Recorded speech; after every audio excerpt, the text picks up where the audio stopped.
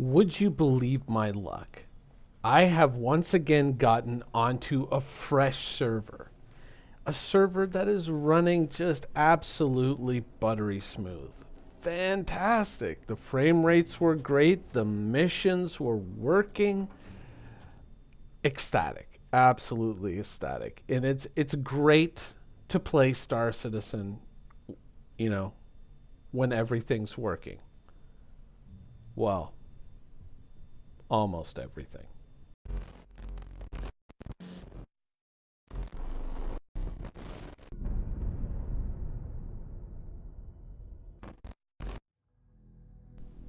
So yesterday's video was a bit of a roll of the dice. I kind of went, you know what? I think I can draw some parallels here. I think I can kind of enlighten this discussion of world PvP, and I do want to kind of continue on with a couple of those points because there was a question raised. Well, how would you fix it? You know, we're not going to do another WoW video, right? But I think, how would you fix it for Star Citizen? How would you make it interesting for Star Citizen? Worthwhile, I think, is a better question. But there was another question in the video that I just wanted to deal with real quick first. And that had to do with, what was that mount that you were riding? That mount is this one right here. It's the prestigious Bronze Courser. You earn these mounts as you level up through the new honor system that was introduced in Legion. This is actually the first one that you get, and in my opinion, one of the best looking ones. The only one that's even better is the one that you need honor level 250 to get. I'm at 133. This is very early on that you get this. It's not that hard to attain, and the one that I'm really after is the Midnight Courser, which is basically almost all in black and the flames are all in red. That's the one that I really want to get, but as you can see, because of PvP difficulties, that goal is quite far away from me. But let's move on. Now, of course, as we saw in the beginning, Cutlass broken, but luckily, being a subscriber, I have access to these different subships. I mean, last month, the eagle-eyed amongst you might have noticed that there was a, the Vandal Blade was on my ship list. I don't own the Blade. I flew the Blade for a while. I'll reserve judgment on that one. But yeah, that kind of defeated my urge to repurchase the Glaive again. But yep, here we got the Avenger Titan Renegade, and TBH, I know there's a lot of people who want to get into Star Citizen and they see these big, really expensive ships and they go, oh man, I got to get this, I got to get that. The Avenger Titan is a damn fine ship, dude. It is a damn fine ship, and I played it earlier today, and it was an absolute joy to fly. Great ship. But not what we're here to talk about. How would I fix world PvP? How would I make world PvP interesting? And right now, what I was describing yesterday is a conflicting system with how Star Citizen works, because you're dealing with a system where it's like, oh, well, I died. Don't worry, guys. I'm at the graveyard. I'll be back in like 10, 15 seconds, and then we'll just do it all over again, right? Whereas, where it might make sense in that universe, in this universe, it's not like, oh, guys, don't worry. I'm just at the graveyard, and I'll run right back. No, because it impacts the realism of the game. And there's also another factor in that. When you know that there's a chance that you're going to lose and lose bad, when you know that you're up against those odds and that those rules have been pre-established and you're used to them, it adds a thrill. It really does add a thrill to playing the game.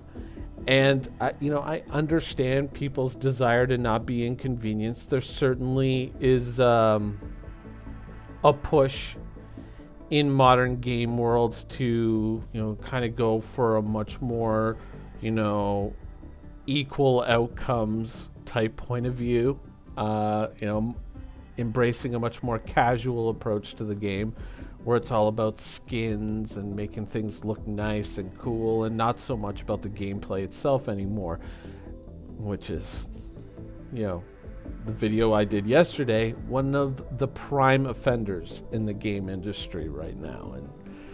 But that's another video. I think that you kind of have to look at it in a way that if you break Star Citizen's economy into two separate pieces, and a lot of games do this, there's a foundation for this in just about any MMO that you play. There's often a reputation system and there's a basic currency system, right? The reputation system frequently gates access to certain items, blueprints, whatever, and money in the game is just used for the usual things, whether it's food for your character, fuel for your ship, ammo for your guns, that sort of thing.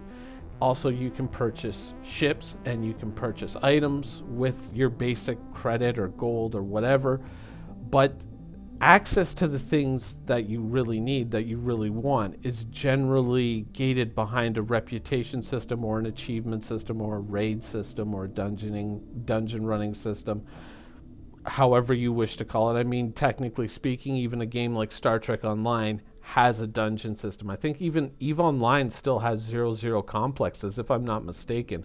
Correct me in the comments below. I remember running those for Serpentis pieces and Garista pieces, like the big Pith Type A shield boosters and shit like that way back in the day.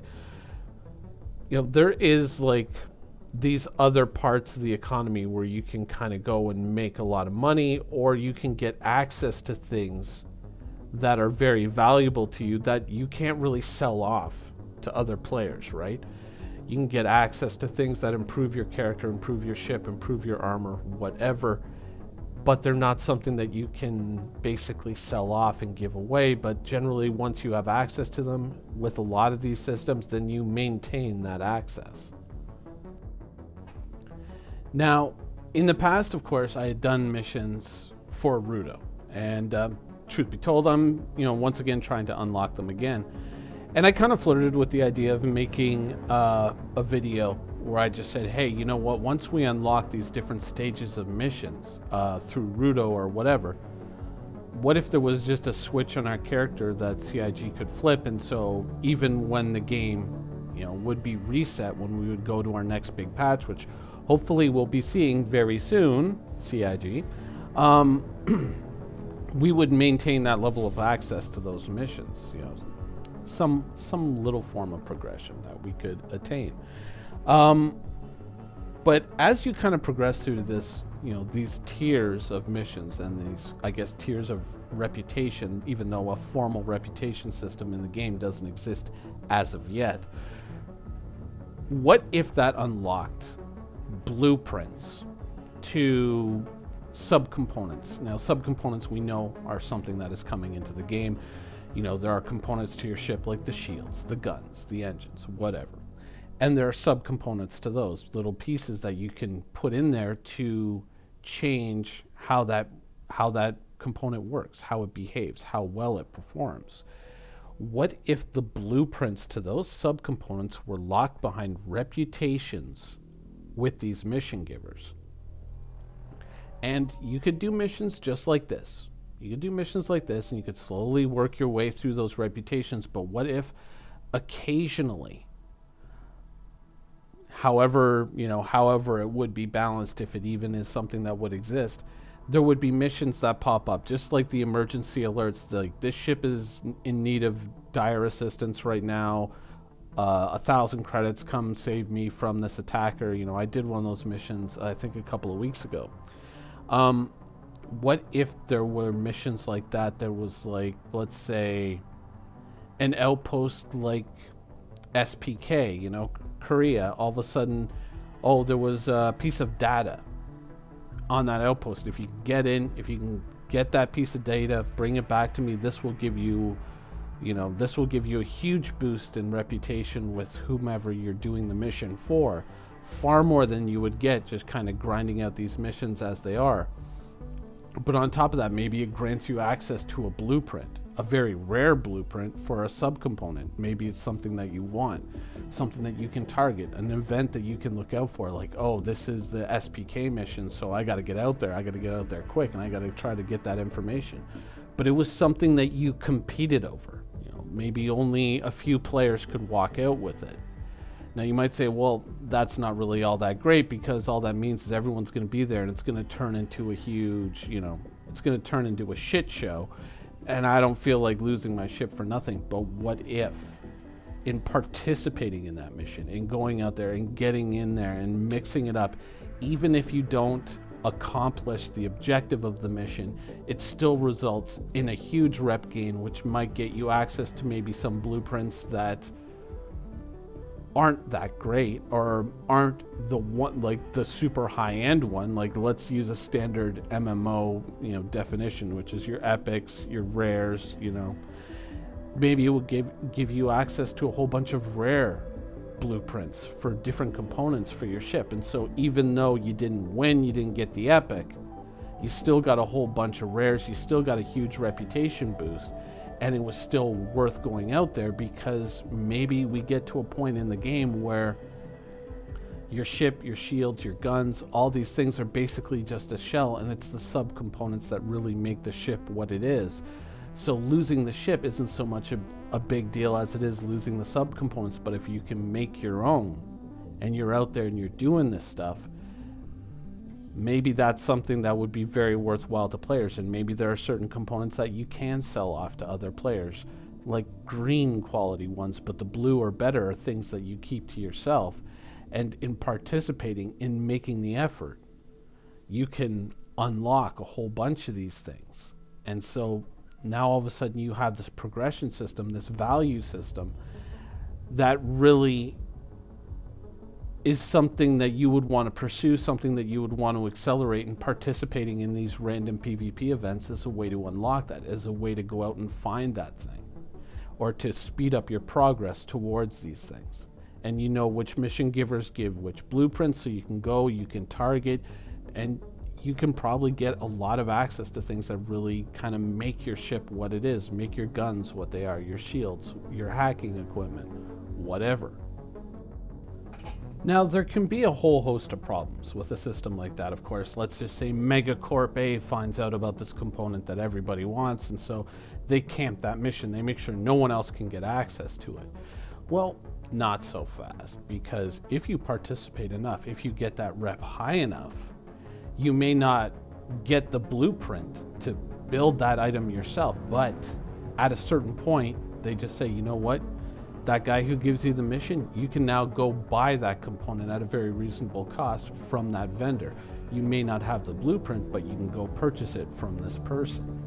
So there is that backstop there that says, you know what? If you do make the effort, if you do try, then you will still have access to it, though the convenience factor is maybe something that you may want to still fight for. And maybe once someone has attained that blueprint, they don't see that mission anymore. So it's always fresh competition, and it's no longer about denying other people access. So there's a reason to go out there. I mean, if you take the subcomponent system and you build it out right, you could actually de-emphasize the value of ships and weapons and really emphasize the value of components and subcomponents, and make that the real value in the game.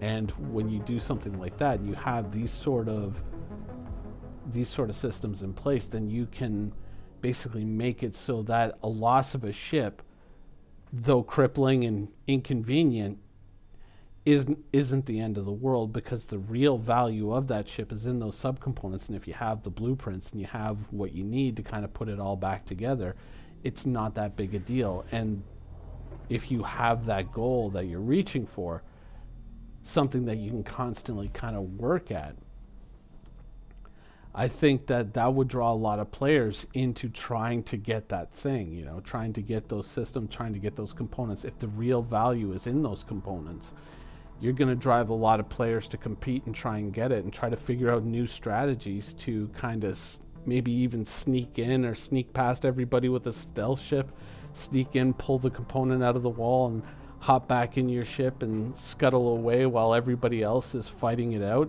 It could lead to some very interesting gameplay and strategies. But, I mean, of course it's not, the whole idea isn't a finished system, of course. It's just spitballing an idea. Here's how I would make PvP fun. Here's how I would make PvP interesting, and how I would drive people towards that level of competition. I think that if you de-emphasize the value of a ship beyond the credits that it takes to buy it, if you de-emphasize it and you really emphasize a system where if you're out there and you're competing and you're going after people and you're doing these, these things when they pop up, you can create a system that makes PvP more enjoyable and makes the possible benefits so great that players are like, yeah, you know what, shit, I lost my ship, but honestly, I've been making so much rep off of these missions that I've been just leapfrogging ahead. And it still preserves that basic mission feel for those players who are just like, look, I don't want to be bothered with all that stuff. I just want to go out and, just do my own thing. I don't have time to link up with other people, and I don't want to I don't want to throw myself into that level of competition. So I'm just, while people are out doing all these things, I'm just going to be quietly doing my missions and just doing my own thing. And yeah, it'll take me longer to get there and get these things unlocked, but I'm okay with that. That's kind of, that would be kind of my starting point. That's how I would be looking at it, but I don't know. That's my opinion. You can let me know what you think in the comments below. Anyways, that's the show for today. Hope you guys enjoyed it, and thanks for watching.